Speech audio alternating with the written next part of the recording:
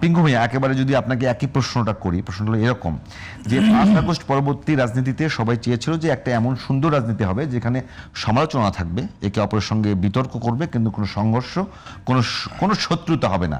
এখন প্রশ্ন হলো জামাতের পক্ষ থেকে জামাতের আমিরের এক্স হ্যান্ডেলের যে তার যে অ্যাকাউন্টটি আছে, সেই অ্যাকাউন্টটি তারা দাবি করছে যে এটা হ্যাক হয়েছিল এবং সাথে সাথে তারা এটা একটা সংবাদ ব্রিফিং করেও জানিয়েছে। আমার প্রশ্ন হলো সেটিকে নিয়ে রাজনীতি করার চেষ্টা বা সেটিকে নিয়ে কেন বিএনপির প্রয়োজন পড়লো, সেটাকে ক্যাশ করবার জন্য বিএনপির নির্বাচন পরিচালনা কমিটির মুখপাত্র এটা নিয়ে কথা বললেন? আমি আমার সমালোচক তুষার না ভাই, তুষার ভাই, শিশির ভাই কিছু কথা শুনলাম। আসলে আমি দীর্ঘদিন এই টকশোর মধ্যে আছি, অনেক কাল এখানে অনেকবার এসেছি, শতবার এসেছি। নতুন অনেক মুখ দেখলাম, নতুন রাজনীতি 24-এর পরে অনেকেই আসছে, ভালো আলোচনা করে, কিন্তু একটা খোঁড়া যুক্তি, একটা মিথ্যা দাবিকে সত্যে রূপান্তরিত করতে গেলে গোয়েবলসের সেই ইকুয়েশন, সেই সূত্র ধরে আগাইতে হবে, একটু সময় লাগে।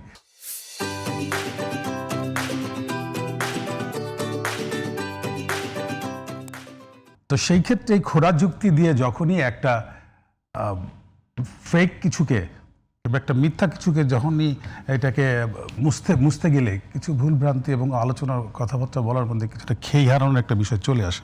সেই জিনিসটা আমার সমালোচকের মধ্যে কিছুটা আমি দেখলাম। আসলে তাকে আমি এটা দোষ দিই না। বিষয় হলো যে এনসিপি আমাদের কাছে অত্যন্ত একটা পছন্দের একটা নাম এবং আমরা তাকে খুবই পছন্দ করি। ছোটো ভাইরা বিশেষ করে ইউনিভার্সিটি পড়ুয়া স্কুলের ছিল, স্কুল ছিল না, ইউনিভার্সিটি ছিল। হ্যাঁ, এই যে জামাতের ব্যাপারে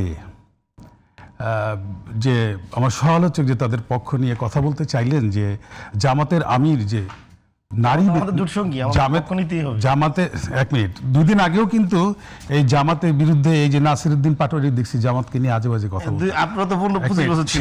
ঠিক আছে, সেটা তো আমি দোষের কিছু, দুই দলে ছিলেন, আমি দোষের দুই দলে ছিলেন, যখন সঙ্গে থাকতেছে তখন আবার ভালো হচ্ছে, ডিফেন্ড করতেছে, সমালোচনা করছেন, ডিফেন্ড করতেছে, তখন হচ্ছে কি খেয়ে হারানোর জায়গাটা যেটা বললাম ওইটা হারাচ্ছে কেন? এই যে ভদ্রলোক জামাতের আমির, উনি যে গতকালকে যে তার এক্স হ্যান্ডেলে যে পোস্টটা দিলেন, যেটাকে নারী বিদ্বেষী হিসেবে ইতিমধ্যে সারা দেশে আলোড়িত হয়ে গেছে, এটা তো প্রথম না। তো উনি তো কয়েকদিন আগেও দেখেছি যে আল জাজিরা এবং আরও বিদেশি সংবাদ সংস্থার কাছে উনি সাথে উনি কিন্তু দিয়েছে, সাক্ষাৎকার দিয়েছে। সেখানে কিন্তু সে বলেছে যে তাদের রাজনীতিতে নারীদের কোনো সুযোগ নাই, নেতৃত্ব দেওয়ার সুযোগ নাই। এক মিনিট, আমি বলি, কথাটা শেষ করে, আমি তো কথা বলি নাই। এই যে শামীম আহসান জামাত নেতা, সে যে কয়েকদিন আগে বললো যে ঢাকা বিশ্ববিদ্যালয়ের যে ছাত্রছাত্রীদেরকে সে একটু বাজে ভাষা, যেটা এখন যদি বলি, এরা অনেকেই দেখতেছে ইউনিভার্সিটির ছেলে মেয়েরাই যে বাজে ভাষায় তাদেরকে যে আখ্যা দিল, তারা মনে তো অবশ্যই কষ্ট পেয়েছে যে নারীদেরকে একটা পরিষ্কার সে বলেছে যে ইউনিভার্সিটি পড়ুয়া মেয়েরা হচ্ছে খারাপ। তো সেই জায়গার থেকে তাদের যে গুরু, ধর্মীয় গুরু কিংবা তাদের যে দলের গুরু, তাদের দলের যে প্রধান, সে গতকালকে একটা এক্স হ্যান্ডেলে সে নিজেও বলেছে যে আমাদের রাজনীতিতে নারী নেতৃত্ব বিশ্বাস করে না। সেই মানুষটা একটা এক্স হ্যান্ডেলে যে একটা দিয়ে দিয়েছে, পোস্ট দিয়ে দিয়েছে, সেটা তার বয়সের কারণে। অনেকে বলে না, বয়স হয়ে গেলে মানুষের অনেক সময় বিমূর্তিতে ধরে কিংবা অনেক সময় ভুলভ্রান্তি হয়ে যায়। তারপরে ইদানিং আবার একটা সমস্যা দেখা গিয়েছে, অনেকেই বলে যে কোভিড ভ্যাকসিন 2-3 বার যারা নিয়েছে তাদের মতিভ্রম ঘটেছে, এরকম হতে পারে। সেই ক্ষেত্রে আপনি যেটা বলেছেন যে 11 ঘন্টা পরে বিএনপি টের পেল, আমি মানলাম 11 ঘন্টা পরে বিএনপি টের পেয়েছে। বিএনপি অভিযোগ করেছে যে 11 ঘন্টা পরে জামাত প্রতিবাদ জানিয়েছে, 9 ঘন্টা পরে না, যে সে বলেছে যে অনেক পরে, কালকে নাকি 5টার সময় 10 মিনিট পরে নাকি তারা ওই অ্যাকাউন্ট হ্যাক হয়েছে বলে তারা কিন্তু একটা নোটিশ দিয়েছে। কিন্তু বিএনপি জেনেছে গভীর রাত্রে।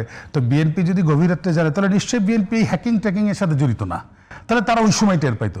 অর্থাৎ এইটা কিন্তু প্রমাণ হইল, এই আজকের আলোচনা এখানে এইটুকু প্রমাণ হইল বলতে পাবলিক কি বুঝবে, সেটা পাবলিক বুঝে নেই।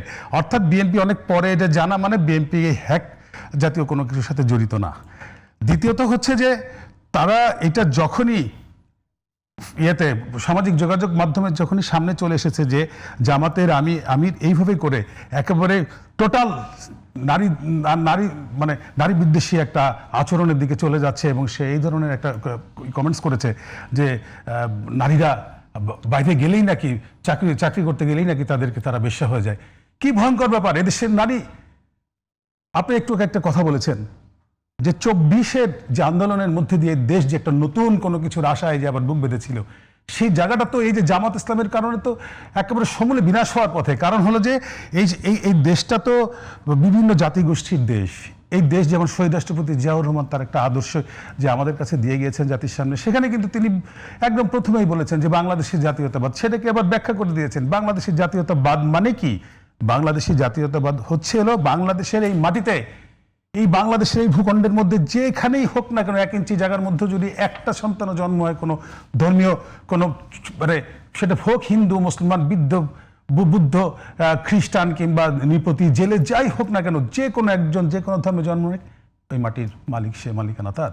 তাহলে এই যে সকলে মিলে যে একটা দেশ, এই যে এইখান থেকে আমরা বের হয়ে আসার চেষ্টা করব, মানে একটা চলতেছে না এখন এই জামাত যে নেতৃত্ব দিচ্ছে, তাতে তো এখন তো পুরো বাংলাদেশের 6 কোটি 12 কোটি ভোটারের মধ্যে 6 কোটি মহিলা, 6 কোটি প্লাস, তাদেরকে পাশ কাটিয়ে চলে গেল। এখন এই মহিলারা সেটি যখন জামাত একেবারে অস্বীকার করছে, তাতে কি হলো? জামাত অস্বীকার করছে, এটা হ্যাক হয়েছে, তার বিরুদ্ধে মামলাও করেছে, এর পরেও যদি বিএনপি সেটি নিয়ে কথা বলে, কেন কথা বলবে না? এই যে রাজনৈতিকভাবে ব্যবহার হচ্ছে না, আপনি দিচ্ছেন, আপনি যে এইটা যে হ্যাক হয়েছে সেটা প্রমাণ করেন, সেটা তো অফিসিয়ালি প্রমাণ করার সুযোগ এখন আছে তো। এটা তো একটা না এটা কোনো প্রমাণ হয় নাই। মন গড়া কথা বলবেন না। বিএনপির কাছে যদি সন্তুষ্টি না হয় তাহলে এটা প্রমাণ হবে না। না আপনি ওই সময় কিন্তু তার কালকেই কিন্তু ওই সময় অনেক পোস্ট দেওয়া হয়েছে, তাহলে সেগুলোকে হ্যাকাররা দিয়েছে, মাঝখানে পথে একটা দিয়ে দিল।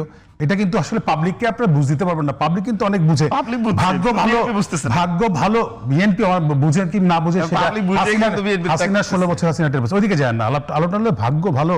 নির্বাচনের সামনে বাংলাদেশের মানুষ, বিশেষ করে নারীরা, একটা সত্যকে কি হতে যাচ্ছে যদি জামাত এই দেশের ক্ষমতায় আসে, কি হইতে পারে, তাদের জন্য কি হইতে পারে, কি অমানিসার কাল অন্ধকার তাদের উপরে এসে চাপতেছে, সেটা তারা আগের থেকে 10 দিন আগে 12 দিন আগে টের পেয়ে গেছে।